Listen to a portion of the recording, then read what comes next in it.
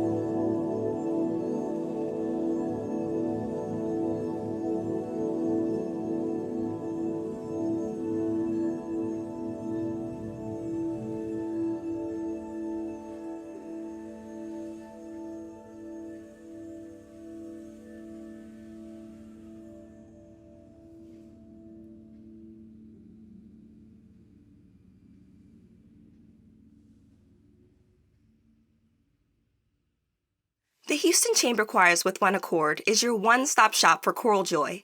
If you enjoyed this podcast, help us to continue our mission to grow the esteem and appreciation of choral music by sharing, reviewing, and subscribing to our content. As a 501c3 nonprofit, support from listeners like you allows us to continue making new and exciting programming. For more information about us and how you can support our work, please visit HoustonChamberChoir.org/give.